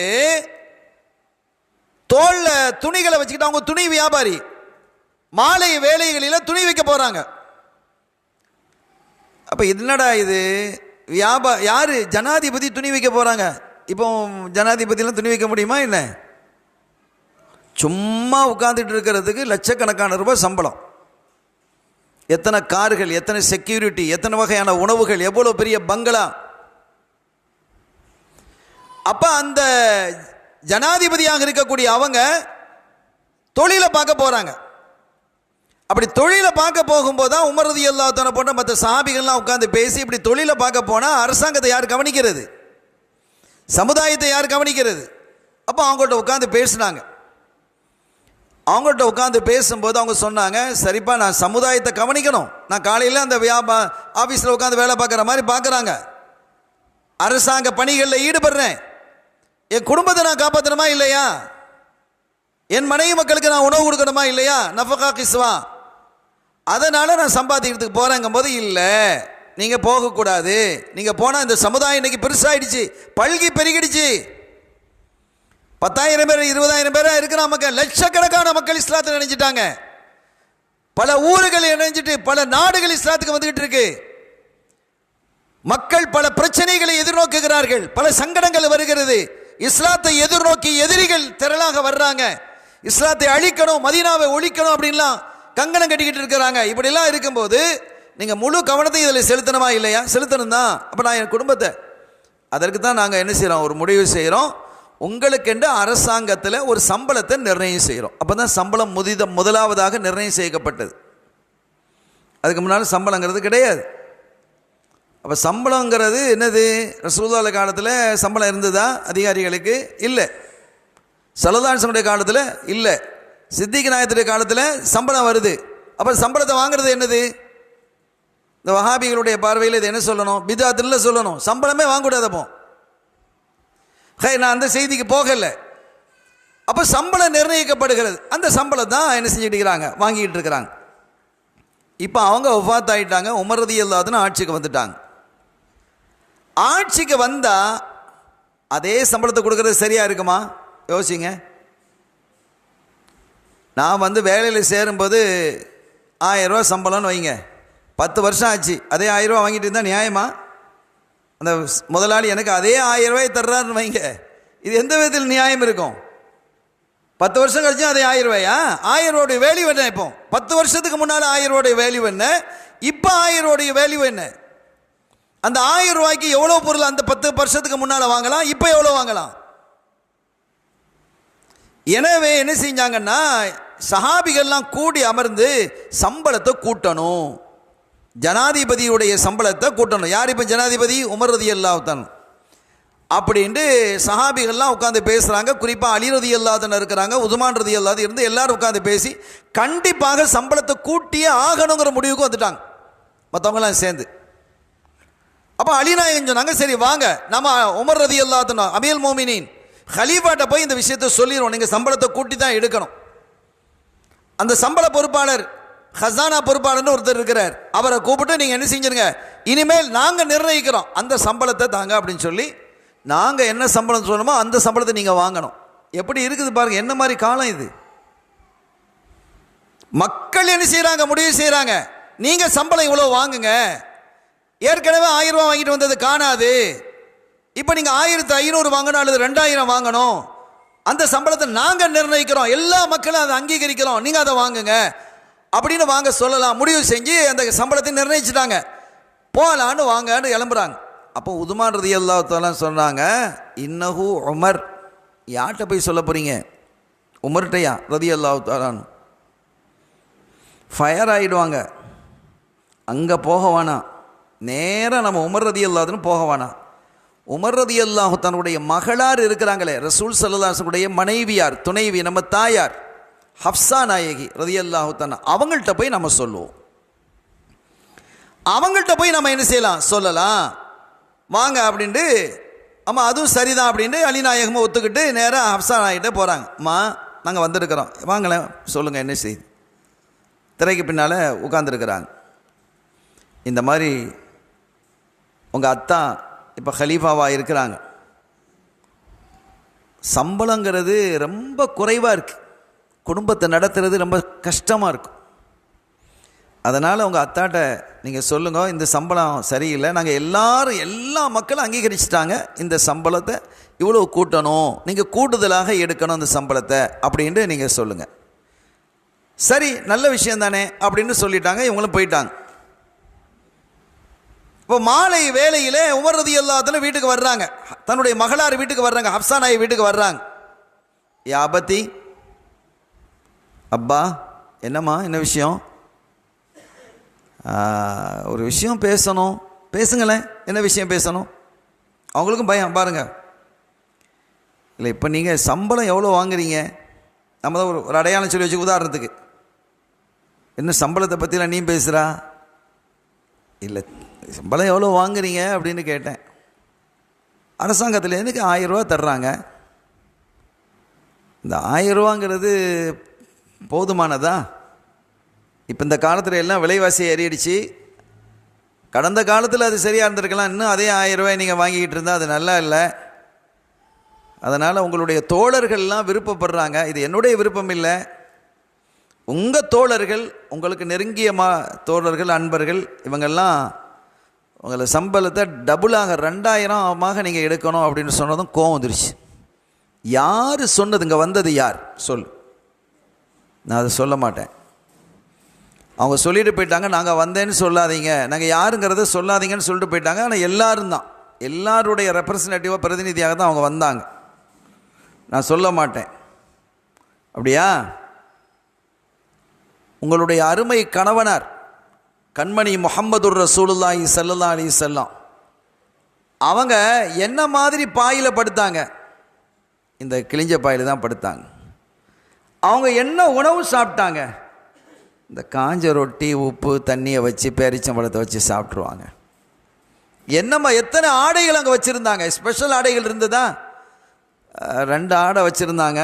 ஒன்று ஒட்டு போட்டது, ஒன்று ஒரு நல்ல ஆடை. யாராவது வஃப்துகள், அது பெரிய ஆக்கள்லாம், வெளியிலேருந்து ஆக்கள் வந்தால் அந்த ஆடையை போட்டுட்டு உட்காருவாங்க. இதுதானே? இதுக்கு எனக்கு 1000 ரூபா போதாதா? அவங்க காட்டின வழியில் தானே நான் வாழணும். நீ அவங்களோட இருந்து வாழ்ந்தவ தானே நீ ஏன் என்கிட்ட இப்படி சொன்னா எப்படி? கோவம் வருது. சம்பளத்தை கூட வாங்குங்கன்னு சொன்னதுக்கு கோவம் வருது. இந்த துனியாவில் எங்கேயா இருக்குமா இது? எப்படிப்பட்ட வாழ்க்கை அந்த பெருமக்கள் வாழ்ந்துருக்கிறாங்க. அதனால் இந்த பேச்சை இனிமே நீ பேசக்கூடாது அப்படின்ட்டாங்க. இதுக்கு பேர் தான் சுஹுது, பற்றற்ற தன்மை. அடுத்து இந்த அபூபக்கர் சித்திக் நாயகத்தினுடைய செய்தியை சொல்லிட்டு வந்தனா இல்லையா? அவங்க வியாபாரத்துக்கு இப்போ போக இல்லை, அவங்களுக்குண்டு ஒரு சம்பளத்தை நிர்ணயிச்சாச்சு. அந்த சம்பளத்தினுடைய அடிப்படையில் அவங்க சம்பளத்தை வாங்கிக்கிட்டு இருக்கிறாங்க. சம்பளம் வாங்குறாங்க, மாதம் மாதம் சம்பளம். அருமையான பெருமக்களே, ரொம்ப உள்ளத்தை உருக்கிற மாதிரி ஒரு நிகழ்வு. அப்போ சம்பளம் அவர்கள் வாங்கி கொண்டிருக்கிறாங்க. வாழ்க்கையினுடைய இறுதி பகுதி, வஃபாத் அவங்களுக்கு நெருங்கிடுச்சு. யாருக்கு? அபூபக்கர் சித்திக் நாயகம் படுக்கையில் இருந்துட்டாங்க. அவங்களுக்கே தெரியுது இது வஃபாத். நன்றாக நீங்கள் கவனிக்கணும் இந்த செய்தியை. தன்னுடைய அருமை மகளார் அன்னையர் திலகம் சையதுனா ஆயிஷா சித்திகா ரலியல்லாஹு தஆலா அன்ஹா அவர்களை அழைக்கிறாங்க. யா புனையா, என் அருமை புள்ள, இங்கே வாங்க, மகளே இங்கே வாங்கன்னு கூப்பிட்றாங்க. யா அபத்தி, அப்பா என்ன கூப்பிட்டீங்களா? ஆமாம்மா கூப்பிட்டேன்.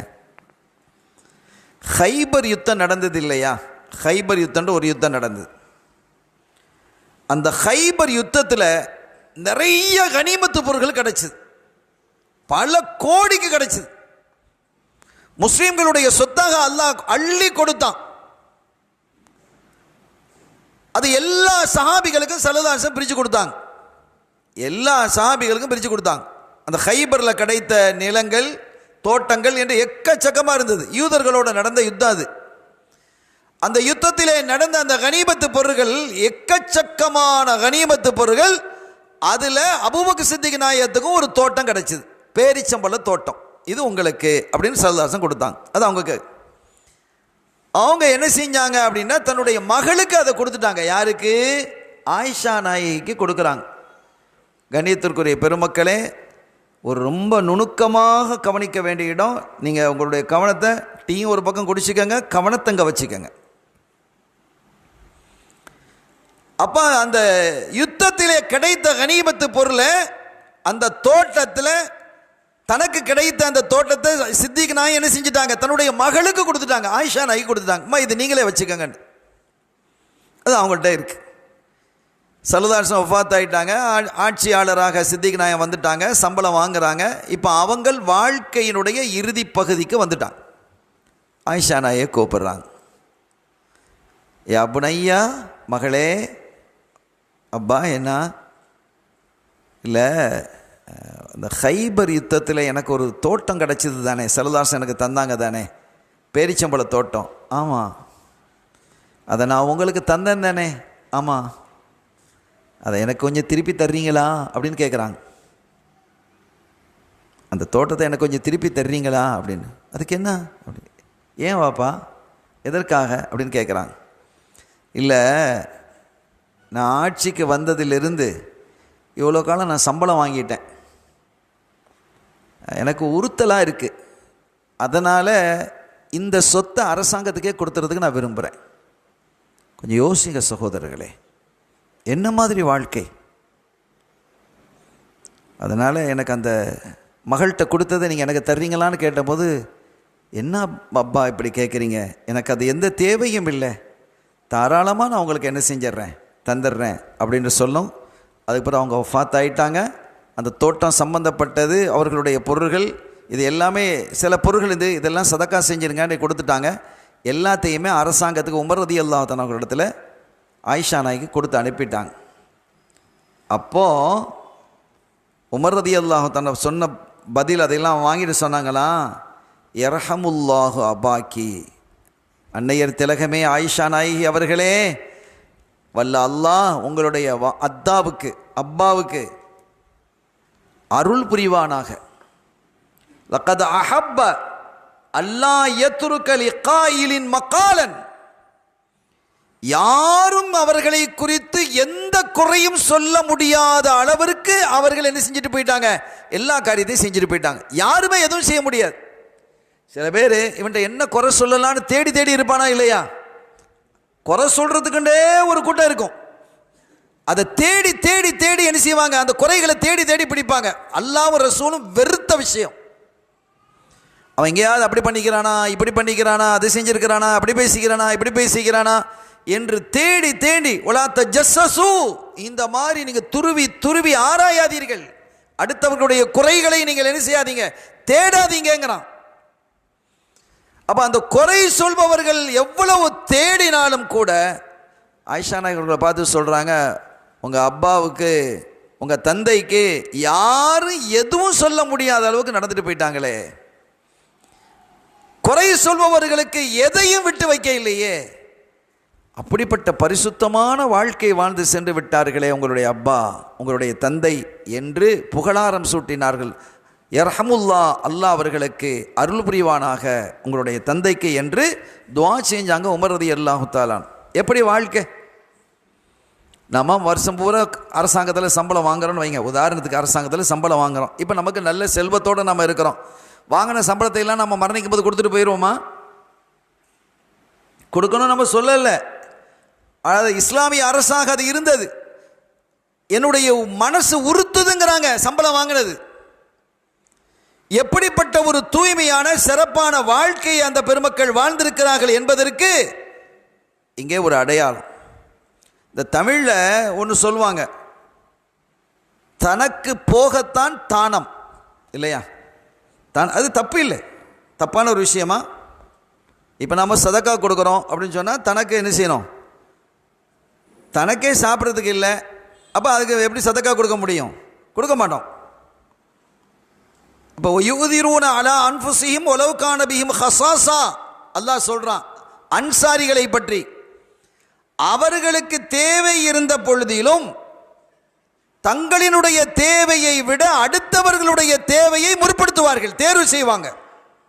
யாரு? அன்சாரி தோழர்கள். காரணம் இந்த துனியா அவங்களுக்கு விருப்பம் இல்லை, இந்த துனியாவினுடைய பொருள்களில் ஆசை இல்லை, இந்த செல்வத்திலே அவர்களுக்கு ரகுபத்து இல்லை.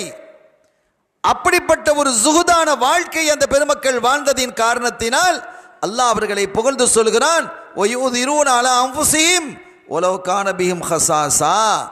அவர்களுக்கு தேவை இருக்கிறது. அப்படி தேவை இருந்த பொழுதும் அவர்கள் அடுத்தவர்களினுடைய அந்த தேவையை பூர்த்தி செய்வதிலே அவர்கள் விரைவாக இருப்பாங்க. ஒரு விருந்தாளி வர்றாங்க, அந்த அடிப்படையில் தான் இந்த ஆயத்தை இறங்கிச்சு. இதை சொல்கிறதுக்கு முன்னால் இன்னொன்று சொல்லிடுறேன். உமர் ரலியல்லாஹு அன்ஹு அந்த பழைய சம்பளத்தையே வாங்கிட்டு இருக்கிறாங்க. பழைய சம்பளத்தையே 1000 ரூபா, உதாரணத்துக்கு சொல்லியிருக்கிறேன்னு சொல்லிட்டேன், திரும்பவும் அந்த 1000 ரூபா சம்பளம் வாங்கிட்டு இருக்கிறாங்க. அது போயிட்டு இருக்குது, ஏதோ போய்கிட்டு வாழ்க்கை போய்கிட்டு இருக்குது. ஒரு நாள் அவங்க வீட்டுக்கு வரும் பொழுது ஒரு ஸ்வீட் ஒன்று செஞ்சு வச்சுருக்கப்பட்டு, அவங்க மனைவி ஒரு ஸ்வீட் ஒன்று செஞ்சு வச்சுருக்கிறாங்க. அந்த ஸ்வீட் அவங்களுக்கு பிடிக்கும். அப்போ இது நல்லா இருக்கே ஸ்வீட்டு என்ன அப்படின்னு கேட்டாங்களாம். இந்த ஸ்வீட் எங்கேருந்து அன்பளிப்பாக தான் வந்துதான்? இல்லை இல்லை, அப்போ நான் தான் செஞ்சேன். காசு காசு எப்படி எப்படி செஞ்சீங்க? இதுக்கு காசு இல்லையே அப்படின்ட்டு.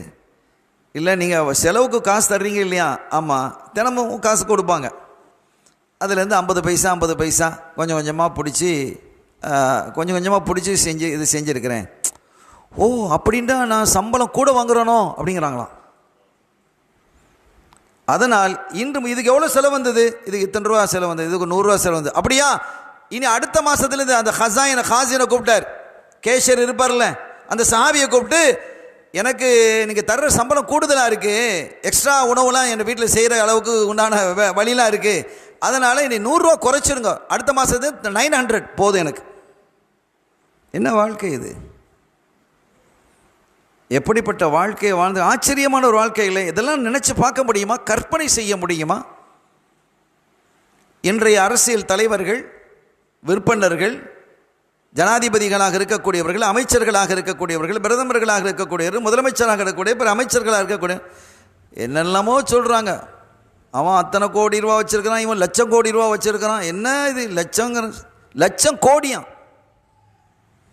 கோடியெல்லாம் இன்றைக்கி கோழி மாதிரி ஆயிடுச்சு. எப்படிப்பட்ட ஒரு வாழ்க்கை, பரிசுத்தமான வாழ்க்கை அந்த பெருமக்கள் வாழ்ந்திருக்கிறார்கள். சுஹுத், அவங்களுக்கு துனியா, நமக்கு ஆகிரத். யார் இந்த துனியாவை ஆசைப்படுறாங்களோ அல்லாஹ் துனியாவை கொடுக்குறான். உனக்கு ஆகிரத்து வேணுமா? துனியா விட்டுரு. துனியா விட்டுருன்னா பிள்ளைய கவனிக்காத, பொண்டாட்டி கவனிக்க, அப்படி கிடையாது. உமர் ரலியல்லாஹு அன்ஹு கவனிக்க இல்லையா? அபூ சித்தினாய் கவனிக்க இல்லையா? ஸல்லல்லாஹு கவனிக்கலையா? கவனிச்சாங்க. பேராசை கொள்ளாத, அளவோடு நடந்துக்கோ, உனக்கான பணிகளை அழகாக செய். யாரிடமிருந்து நீ சம்பளம் பெறுகிறாயோ அவருக்கு உண்மையாக இரு.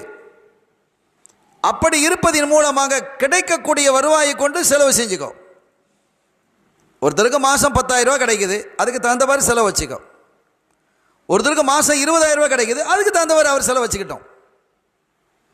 அவர் அப்படிலாம் செலவு செய்கிறாரே என்று நீ செலவு செய்ய ஆசைப்படாத. நீ 10,000 ரூபா தான் வாங்குறா. உன்னுடைய வருமானம் விரலுக்கு தகுந்தவாறு வீக்கம்னு தமிழ் அழகா சொன்னான். இப்போ நமக்கு என்ன வருவாய் இருக்கிறதோ அந்த வருவாய்க்கு உட்பட்டு நம்முடைய செலவை நம்ம அமைச்சுக்கிடணும். அந்த வருவாயை தாண்டி என்ன செய்யக்கூடாது? கடன் வாங்கி செலவழிக்கணும். அவங்க அப்படி செய்கிறாங்க, அந்த நகை அவட போட்டிருக்கிறான், இந்த ட்ரெஸ் இவங்க போட்டிருக்கிறாங்க, இப்படி இருக்குது, அவங்க பிள்ளை அப்படி, அதெல்லாம் அதிலிருந்து நம்மையும் நம்முடைய பிள்ளைகளையும் தூரப்படுத்தணும், பக்குவப்படுத்தணும். பிள்ளைகளுக்கு ஆசை ஏற்படுவது இயல்பு. பிள்ளைகளுக்கு ஸ்வீட் வாங்கி கொடுங்க, பிள்ளைகளுக்கு அழகான ஆடைகளை கொடுங்க. ஆனால் அதற்காக உங்களுடைய சக்தியை மீறி செய்யாதீர்கள். அந்த பிள்ளைகளுக்கு அழகான முறையில் புரிய வைங்க. உங்களுடைய குழந்தைகளுக்கு, உங்களுடைய வாரிசுகளுக்கு உங்கள் நிலை என்ன என்பதை அழகான முறையில் புரிய வைக்கணும். பிள்ளைக்கு கொஞ்சம் கூடுதலாக கொடுக்க விரும்புகிறீங்களா? உங்கள் செலவை, உங்களுக்கான செலவு கொஞ்சம் குறைச்சிக்கங்க. பிள்ளை விளங்கக்கூடிய வயசு இல்லை என்ன, அதுக்கு தகுந்தவாறு அந்த எல்லாம் மார்க்க நமக்கு சொல்லி தருது. அந்த பையன் அந்த ட்ரெஸ்ஸை போட்டிருக்கிறான், அதே மாதிரி ட்ரெஸ் எனக்கு வேணும்னு பிள்ளை விரும்புது. அப்போ அந்த பிள்ளைக்கு நீங்கள் ட்ரெஸ்ஸை வாங்கி கொடுக்குறீங்க, கடன் வாங்கி கொடுக்காதீங்க. கடன் வாங்குறது நல்ல விஷயம் இல்லை. உங்களினுடைய உணவுகள் மற்றவைகள்லாம் கொஞ்சம் குறைச்சிக்கிட்டு அந்த பிள்ளைங்க ட்ரெஸ்ஸை கொடுங்க. கொஞ்சம் வளர்ந்து வரும்போது அதுக்கு புரிய வைங்க. பக்குவமாக எடுத்து சொல்லுங்க. நிச்சயமாக அந்த பிள்ளைகள் கேட்கும். ஒரு தாய் தந்தையர் தங்களுடைய பிள்ளைகளை தர்பியத்து செய்வதில் பக்குவப்படுத்துவதில் இருக்கிறது. அருமையான பெருமக்களே, இப்படி பல செய்திகளை நாம் என்ன செய்யலாம் பார்க்கலாம். நாதாக்களுடைய ஒரு செய்தியை சொல்றாங்க. ஒரு மனுஷன் எமுத்து எதைஹில சமா, வானத்தின் அளவில் தன்னுடைய 2 கைகளையும் உயர்த்துகிறான். யா ரப்பி யா ரப்பி யா ரப்பி என்று பிரார்த்திக்கிறான், துஆ செய்கிறான். அல்லாஹ் அல்லாஹ் அல்லாஹ் அல்லாஹ்னு பிரார்த்திக்கிறான், துஆ செய்கிறான் அவனுடைய ஒரு தேவைக்காக வேண்டி. ஓ மத்அமுஹு ஹராம், அவன் சாப்பிட்றதுலாம் ஹராமா இருக்கு. ஓ மஷ்ரபுஹு ஹராம், அவன் குடிக்கிறதுலாம் ஹராமா இருக்கு. ஓ மல்பசுஹு ஹராம், அவன் அணிந்திருக்கக்கூடிய ஆடை ஹராமாக இருக்கிறது. ஹராமிலேயே அவன் வளர்ந்திருக்கிறான். ஃபன்னா யுஸ்தஜாபுலி தாலிகா, அவன் யாரப்பி யாரப்பி யாரப்பின்னு 1000 தடவை கூப்பிட்டாலும் எங்க கபூல் ஆகும் அப்படின்னு கேட்குறாங்க. அட நீ போட்டு இருக்கிறது ஹராம், சாப்பிட்டு இருக்கிறது ஹராம், குடிச்சிருக்கிறது ஹராம், எல்லாம் ஹராம். வட்டியில் வாங்கியிருக்கிறான், அல்லது அடுத்தவன்கிட்ட ஏமாத்தி வாங்கியிருக்கிறான், அல்லது ஒரு பொய்யான போலியான பொருளை உண்மையான பொருள்னு சொல்லி வித்து சாப்பிட்டு இருக்கிற நீ, இதெல்லாம் ஹராம் இல்லையா? ஓதுலாலம் ரதியல்லாஹு தஆலாவுடைய சபை இது. அவங்க இடத்துல உட்கார்ந்துருக்கிறோம். அவங்களோட வாழ்க்கை முழுவதும் எப்படி இருந்தது? அன்றைய காலத்தில் அரசர் ஒருத்தர் வந்தாங்க. வந்து ஓதுலாதத்துக்கு ஒரு பை நிறைய தங்க காசு, தீனாரை கொண்டு வந்து கொடுக்குறாங்க. பை நிறைய தங்க காசு கொண்டு வந்து ஹைபத்தாக கொடுக்குறாங்க. ஓதுலாதத்துக்கு முன்னால் சபையில் கொண்டு வந்து கொடுக்குறாங்க. அதை வாங்கினாங்க. யார்? ஓதுலாதான். வாங்கி அப்படி புளிஞ்சாங்க. அப்படியே தங்க காசை புளிய முடியுமா? புளிஞ்சாங்க. அந்த பையை அப்படியே நசுக்கிறாங்க. நசுக்குனா ரத்தமாக வடியுது. இதெல்லாம் மக்களினுடைய வரிப்பணம் இல்லையா? அல்லாஹ்வை அஞ்சுக்கங்கன்னாங்க. வாங்கி வச்சுக்கிட்டாங்களா என்ன? அங்கேயே சொல்லிட்டாங்க, இதெல்லாம் அல்லாஹ்வினுடையது. அல்லாஹ்வை நீ அஞ்சவில்லையா? மக்களினுடைய வரிப்பணம் இல்லையா? இதை எனக்கு ஹிபத்தா வர தர்றீங்களா? நீங்க அன்பளிப்பா தர்றீங்களா? அப்படி நசுக்க நாங்க ரத்தமா ஓடுது. நான் நாடி இருந்தால் இந்த ரத்தத்தை உன்னுடைய அரண்மனை வரை ஓட வைத்திருப்பேன். நாங்க அப்படிப்பட்ட சபையில் நம்ம உட்கார்ந்து இருக்கிறோம். அப்ப நம்மால் முடிந்த வரை என்ன மஸ்த தாழ்த்தும், நீங்க முடிஞ்ச வரைக்கும் சரியான முறையில் நடந்துக்கங்க. ஹலாலை ஹராமை பேணி நடந்து கொள்ளுங்கள். ஹராமான உணவை உட்கொள்ளாதீர்கள். ஹராமான வழியில் சம்பாதிக்காதீங்க. சம்பாதிக்கிறதுக்கு எத்தனையோ வழி இருக்குது, எத்தனையோ வழிகள் இருக்குது. ஆனால் அந்த வழிகள் எல்லாம் ஹலாலாக இருக்கிறதா, அல்லாஹ் ரசூல் அங்கீகரிக்கிறாங்களா அப்படிங்கிறத என்ன செய்யணும்? நம்ம பார்க்கணும். அப்படி பார்ப்பது தான் ஜுஹுத். கிடைத்ததை கொண்டு அல்ஹம்துலில்லாஹ் என்று இருக்கணும். நம்முடைய மனைவிக்கும் அந்த பக்குவத்தை கொண்டு வரணும். நம்முடைய பிள்ளைகளுக்கும் அந்த பக்குவத்தை கொண்டு வரணும். ஸல்லல்லாஹு அலைஹி வஸல்லம் அவங்க நினச்சிருந்தா ஒரு இதில் பெரிய விஷயம் என்ன தெரியுமா? இந்த ஹைபர் யுத்தத்தில் எக்கச்சக்கமாக கிடச்சுன்னு சொன்னோமா இல்லையா? ஹைபர் யுத்தத்தில் எக்கச்சக்கமான கனிமத்து பொருள் கிடைச்சிது. இன்னொரு விஷயம் என்னென்னா, முந்தைய காலத்தில் நபிமார்கள் வந்தாங்களா இல்லையா? மூசா அலை இஸ்லாம், இப்ராஹிம் அலை இஸ்லாம், ஈசா அலை இஸ்லாம், ஏ அலை இஸ்லாம், அவங்க காலத்துல எல்லாம் யுத்தங்கள் நடந்தது. அந்த யுத்தத்தில் கிடைக்கக்கூடிய கனிமத்து பொருள்களை எல்லாம் உபயோகிக்கக்கூடாது. முஸ்லீம்கள் என்ன செய்யக்கூடாது? யுத்தத்தில் கிடைத்த கனிமத்து பொருள், யுத்தத்திலே கிடைத்த பொருள்களை எல்லாம் இஸ்தேமால் பண்ணக்கூடாது, உபயோகிக்கக்கூடாது, அனுபவிக்கக்கூடாது. அந்த சமூகத்திற்கு உஹில்லத்திலியல் கனாயிம் சல்தான் சொல்றாங்க, எனக்குத்தான் இந்த கனிமத்து பொருள் இந்த ஷரியத்தில் தான் ஆகமாக்கப்பட்டிருக்கு. என்னுடைய உம்மத்துக்கு தான் அல்லாஹ் ஆகமாக்கி வச்சிருக்கிறான். அது என்ன கொண்டு அது நடந்தது. முந்தைய காலத்தில் உள்ளவங்களுக்கெல்லாம் அப்படி கிடையாது. அப்போ முந்தைய காலத்தில் அந்த கனிமத்து பொருட்கள் கிடைக்கும்ல. ஒரு போருக்கு போகிறாங்க, ஒரு நபி போகிறாங்கன்னு வைங்க. அந்த நபி யுத்தத்தை முடிஞ்ச உடனே அவங்களுக்கு அல்லாஹ் வெற்றியை கொடுக்குறான். நிறைய கனிமத்து பொருட்கள் கிடைக்குது. அதை கொண்டு வந்து அப்படியே வச்சிருவாங்க. என்ன பொருள் கிடைக்குதோ அதை அப்படியே கொண்டு வச்சிடும். ஒரு மேகம் அப்படியே இறங்கி எல்லாத்தையும் தூக்கிட்டு போயிடும். முடிஞ்சு போச்சு, அவ்வளோதான். அது யாருக்கு? அது ஹராம். அதை உபயோகிக்கிறது ஹராமாக இருந்தது. நம்முடைய ஷரியத்தில் தான் இந்த கனிமத்து பொருள் ஹலாலாக்கப்பட்டிருக்கு. அப்போ ஹைபர் யுத்தத்தில் கிடைத்த அந்த செல்வம் இருக்குது, ஏகப்பட்ட செல்வம். எல்லாத்துக்கும் சல்லல்லாஹு பரக்கத்தா கொடுத்தாங்க. எல்லாரும் செல்வந்தர்கள் ஆயிட்டாங்க. இப்போ ஸல்லல்லாஹு அலைஹி வஸல்லம் அவர்களுக்கு என்ன தெரியுமா கிடைச்சது?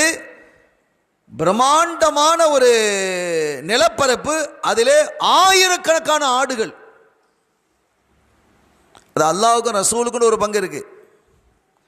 குர்ஆன் சொல்லுது, வஅலமு அன்னமா கனிம்தும் மின் ஷைஇன் ஃபஅன்ன லில்லாஹி கும்ஸஹு. அல்லாஹ்வுக்காக வேண்டி நீங்கள் என்ன செஞ்சிடணும்? அஞ்சில் ஒரு கிடைக்கிறதுல அஞ்சில் ஒரு பங்கை ஒதுக்கணும். அது சட்டத்திட்டங்கள்லாம் நிறைய இருக்குது. அப்போ அல்லாஹ் ரசூலுக்குன்னு ஒரு பங்கை ஒதுக்கிடணும். அப்போ அந்த அல்லாஹ் ரசூல் ஸல்லல்லாஹு அலைஹி வஸல்லம் அவங்க என்ன செஞ்சாங்க? அந்த ஆடு, ஆயிரக்கணக்கான ஆடுகள் இருக்குது. 1-2 ஆடில் ஆயிரக்கணக்கான ஆடு. இப்போ ரசூல் ஸல்லல்லாஹு அலைஹி வஸல்லம் எப்படி இருக்கிறாங்க? பெரிய கோடீஸ்வரர். நம்ம எல்லாரும் ரசூல் ஸல்லல்லாஹு அலைஹி வஸல்லம் ஏழையாக தான் பார்த்துருக்குறோம். எல்லா காலத்திலும் அவங்க ஏழையாக இருக்கல, பெரிய செல்வந்தராகவும் இருந்தாங்க. ஒரு செல்வந்தர் எப்படி இருக்கணுங்கிறதுக்கு அவங்க ஒரு வழிகாட்டி. ஏழையாக வாழ்ந்ததேனோ யா ரசூலல்லாஹ் அப்படின்னு பாட்டு படிக்கிறாங்க. வாழ்ந்தாங்க. எல்லா காலத்திலும் ஏழையாக இருந்தாங்களா? ஒரு காலத்தில் அவங்க என்ன செஞ்சாங்க? பெரிய செல்வத்தை அல்லாஹ் கொடுத்தான். எல்லாரையும் செல்வந்தராக ஆக்கினாங்க ஸல்லல்லாஹு அலைஹி வஸல்லம். அப்படி ஒரு பெரிய கோடீஸ்வரராக இருந்தாங்க ஸல்லல்லாஹு அலைஹி வஸல்லம். பல்லாயிரக்கணக்கான ஆடுகள். அந்த காலத்தில் சொத்துனா என்ன? ஆடு, ஒட்டகம், பேரிச்சம் தோட்டம், இதுதான் சொத்துக்கள். அவர் இத்தனை கார் வச்சிருக்கிறாராம் அப்படின்னு சொல்கிறோமில்ல, இத்தனை பங்களா வச்சுருக்கிறாராம். அந்த காலத்தில் என்ன சொல்லுவாங்கன்னா, அவர் இத்தனை ஒட்டகம் வச்சிருக்கிறாராம், இத்தனை ஆட்டு பண்ணை வச்சிருக்கிறாராம், அப்படி தான் பேசுவாங்க. அப்போ ஸல்லல்லாஹு அலைஹி வஸல்லம் கிட்ட இப்போ பல்லாயிரக்கணக்கான ஆடுகள் இருக்குது. சில மனிதர்கள் வர்றாங்க, யாரும் சொல்லலாம், எங்கள் ஊரில் மக்கள்லாம் ரொம்ப ஏழ்மையில் இருக்கிறாங்க, பசி பட்டினியில் இருக்கிறாங்க, ரொம்ப கஷ்டமாக இருக்குது நாயகமே. இஸ்லாத்தை ஏற்றுக்கிட்டாங்க, ஆனால் ரொம்ப ஏழ்மையில் வறுமையில் வாடிக்கிட்டு இருக்கிறாங்க, ஏதாவது தாங்கலை அப்படின்ன உடனே ஸல்லல்லாஹு என்ன சொன்னாங்க தெரியுமா? இந்த 2 பகுதியில், இந்த ஆடு 2 பகுதிக்கு மத்தியில் ஆடு மேய்ஞ்சிக்கிட்டு இருக்கேன். ஆமாம், நிறைய, அது பெரிய ஆடை, பெரிய மந்தையில், அது அப்படியே உங்களுக்கு தான் கொண்டு போங்கன்ட்டாங்க. முடிஞ்சு போச்சு. அப்போ எந்த ஒரு பிரியமும் அந்த சொத்தின் மீது அவர்களுக்கு இல்லை, எந்த ஒன்றும் இல்லை. வல சௌஃப யுஅதீக ரப்புக ஃபதர்தா.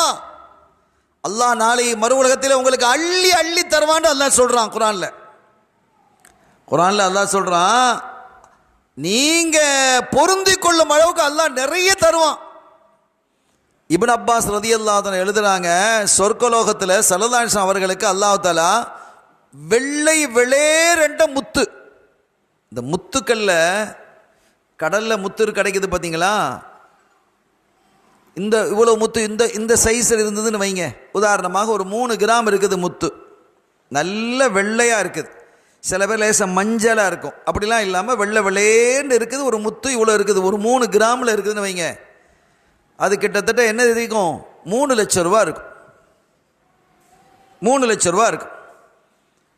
அதே முத்து 5 கிராமில் இருக்குன்னு வைங்க. நம்ம என்ன கணக்கு பார்ப்போம்? 5 லட்சம் ரூபா இல்லை.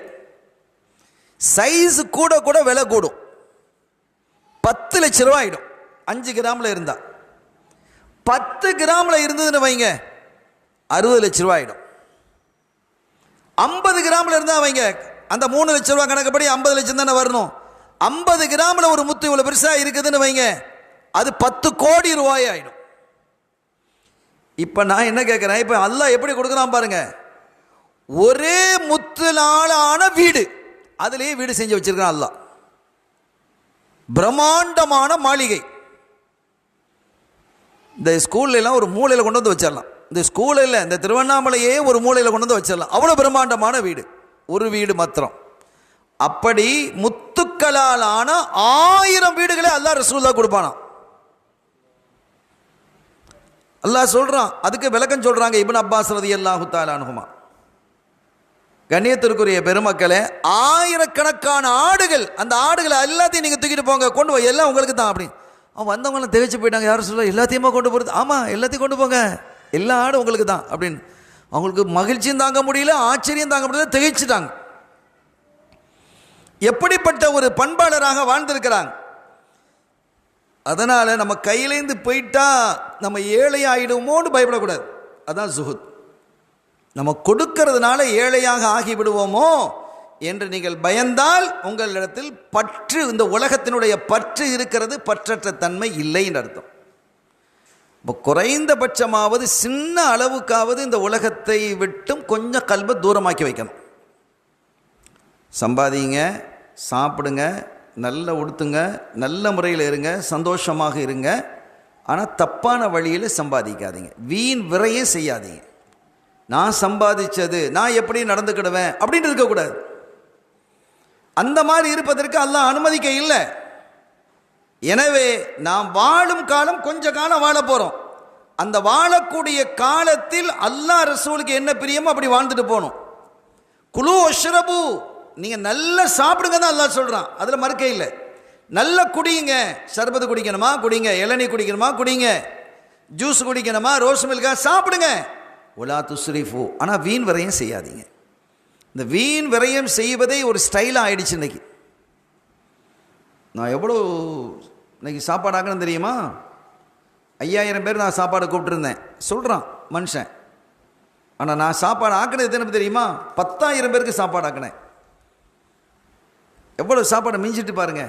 இது பெருமையா? சிறுமை இது, அசிங்கம் இது, அட்டூழியம் இது. நீ பிறக்கும்போது ஏதாவது கொண்டு வந்தாயா? உன்னுடைய பொருளா? அல்லாஹ் தந்தது, ரப்பு தந்தது. எனவே அல்லாஹ்விடைய அல்லாஹ் தந்திருக்கக்கூடியதை அவன் என்ன சொன்னானோ அதை மாதிரி செலவழிக்கணும். அதல்லாமல் நம்ம இஷ்டப்பிரகாரமாக செய்யக்கூடாது. அல்லாஹ்வினுடைய கட்டுப்பாட்டுக்குள்ளே நாம் இருக்கணும். அல்லாஹ் நம்மோடு இருப்பான். அல்லாஹ் எப்போது நம்மோடு இருக்கிறானோ அப்போது நாம் எப்போதும் எந்த அச்சமும் இல்லாத ஒரு நிலை நமக்கு உருவாகும். மனநிறைவான வாழ்க்கை அமையும். துன்யாவும் ஆகிரத்தும் பிரகாசமானதாக அமையும் என கூறிக்கொண்டு, அவுலியாக்களாகிய நாதாக்கள் அவங்களுடைய வாழ்க்கை முழுவதும் ஜுஹுதாகவே இருந்தது. சிறப்பாக வாழ்ந்தாங்க. நல்ல சாப்பிட்டாங்க, சாப்பிடாமலாம் இல்லை, சாப்பிட்றவங்க இருந்தாங்க, பட்டினி கிடக்கிறவங்க, ஒவ்வொருத்தரும் அவங்களுடைய எண்ணங்களை பொறுத்தது இருந்தாங்க. ஆனால் எந்த இடத்திலையும் வீண் விரயம் என்பது, இஸ்ராஃப் என்பது அவங்களுடைய வாழ்க்கையில் நடந்ததே இல்லை.